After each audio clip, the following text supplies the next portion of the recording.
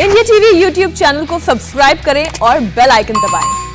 अफगानिस्तान की सरकार और तालिबान के बीच इस वक्त जबरदस्त जंग जारी है और इस बीच भारत को लेकर तालिबान की तरफ से एक पहला और बड़ा बयान सामने आया।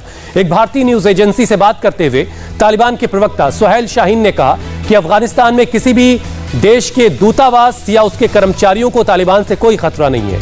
भारत ने अफगानिस्तान में जो भी डेवलपमेंट प्रोजेक्ट्स बनाए हैं उन्हें तालिबान कोई नुकसान नहीं पहुंचाएगा। किसी गुरुद्वारे को भी कोई खतरा नहीं है।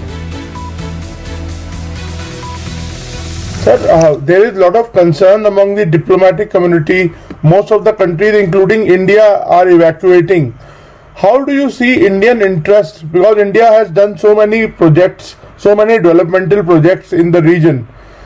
Tomorrow, if Taliban comes to power, what will happen to them? There is a fear in New Delhi that all that will go back, to ages if Taliban comes. About assurance to diplomats and embassies that there is no danger from our side to them, and that we will not target any embassy, any diplomat. That we have said in our statements not once but many times. So it is our commitment that has been published already. It is in media. तो दोहा में इस वक्त बैठक भी चल रही लगातार और हालात को संभालने के लिए, और इस बीच ये कोशिश तालिबान कर रहे हैं कि वो इंटरनेशनल कम्युनिटी के बीच एक भरोसा, एक पैगाम देकर के भरोसा कायम करने की कोशिश करें। मनीष, लेकिन ये भरोसा क्या पैदा हो सकता है? क्या भरोसा किया जा सकता है तालिबान की बात पर कि जो दूतावास है, उनके कर्मचारी हैं, वो सब के सब महफूज है, किसी भी गुरुद्वारे को कोई नुकसान नहीं पहुंचाया जाएगा? इन पर भरोसा किया जा सकता है? हुसैन, भरोसा करना बहुत ही मुश्किल है और ट्रस्ट डेफिसिट है। उसकी वजह है कि कतर तालिबान यानी दोहा तालिबान और साथ में अफगानिस्तान के अंदर जो तालिबान है उसमें दोनों में आसमान जमीन का अंतर है।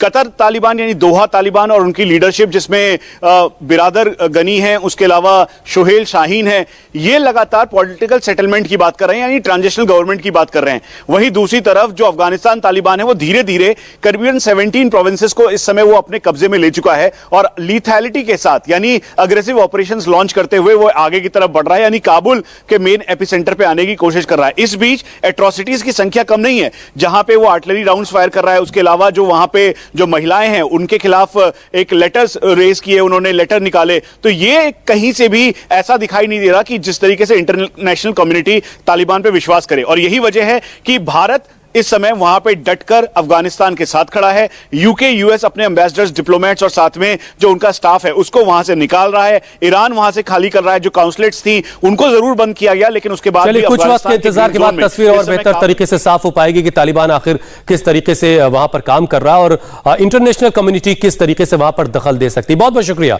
मनीष हमारे साथ जुड़ने के लिए। नमस्ते, मैं हूं मीनाक्षी जोशी। वीडियो और खबरों से अपडेट रहने के लिए India TV YouTube channel subscribe करें, बेल आइकन दबाना ना भूलें। जुड़े रहें इंडिया टीवी के साथ।